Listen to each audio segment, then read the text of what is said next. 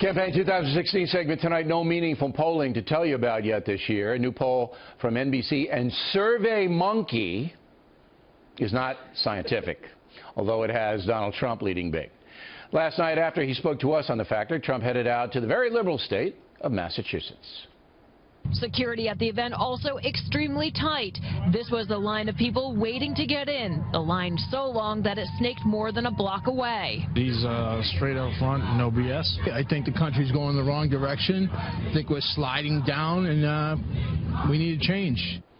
Joining us now from Austin, Texas, Karl Rove. So, last night we talked about both political parties in trouble in the sense that they're losing credibility with their own voters, with their own people. And that's why Trump has risen. Question tonight is, can Trump actually win the Republican nomination, in your opinion?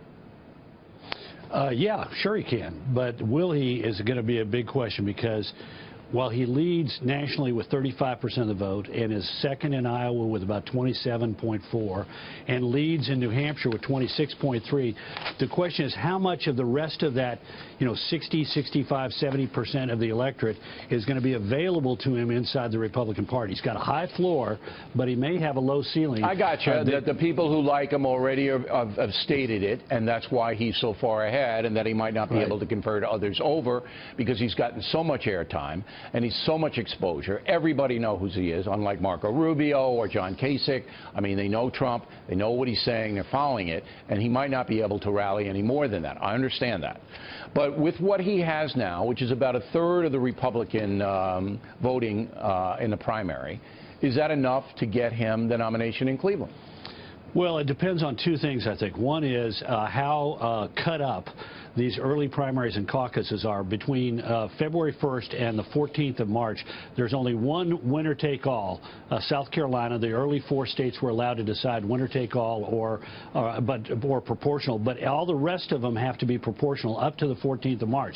So the first question is, how cut up is that early phase? Because the rules are such that in some instances, if you get 5% of the vote in Massachusetts, for example, you get a delegate. And others, the threshold is 15 or 20. Point. So if it's balkanized all over the place, with Trump winning in New Hampshire, which I think he will, and I think that Cruz will probably win in Iowa. I think you concur on that, right? Yeah. Okay. But if it's balkanized and everybody takes away some, then they're going to arrive in Cleveland with no over-the-top winner, and certainly the party elders do not want Donald Trump. Well, two things. One is I do think that we're going to have a winnowing process very rapidly after New Hampshire, and there are only going to be 3 or 4 or maybe at most 5 candidates left in it in early March, and probably less by the middle of March. Now, the second big question is, are we down to 2 or 3 candidates, Trump, somebody else, and somebody else at most, by the time we get to the winner-take-all states starting on the 15th of March, the Ides of March? Bad for Caesar could also be bad for somebody else. Because I think you have to consider that Trump will be in it, Rubio will be in it, Cruz will be in it, Bush will be in it, and maybe Christie. I think those are the 5. With all due respect to the other candidates, I could be wrong on it. If there are 5 candidates in that, then Trump gets the advantage, because on the Ides of March, you have 66 delegates up in Ohio, winner-take-all at a statewide level. You have even more delegates up in Florida, but they're winner-take-all at the congressional district level. But if you have 5 candidates at that point, then the odds of Trump becoming the nominee are very high. If it's shrunk down to 2 or 3, and there's a consolidation of the non-Trump vote, then there's a good chance that he does not become the nominee. That's very fascinating, very interesting. All right, so I understand over the Christmas holiday you apprehended 2 illegal aliens. Is that correct in Texas? Is that what happened? Well, actually, they were apprehended by the Border Patrol. We simply discovered them in the middle of our hunting lease and called the Border Patrol in. 2 guys hanging out underneath a mott, trying to hide. One of them obviously in distress. Both of them dressed in black, which the Border Patrol guys tell you in South Texas is not a good sign. If they're dressed in black, it means these guys are pros, and one of them was in very bad shape.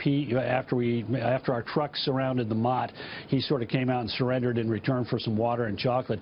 But the other guy was pretty defiant. He snuck out of the back of the mott, crawled out, we think in order to hide something, and then when he realized he didn't have any options, he stood up, raised his hands, and started walking north, knowing that we wouldn't shoot him. And so a couple of us trailed him until the Border Patrol showed up and grabbed him. And I think they'd seen these actors before, and these Border Patrol guys got there as quick as they could, but they were very clear. They said, we need help. We don't have enough resources. We need more assistance, and the border is not safe. Yeah, well, I believe that.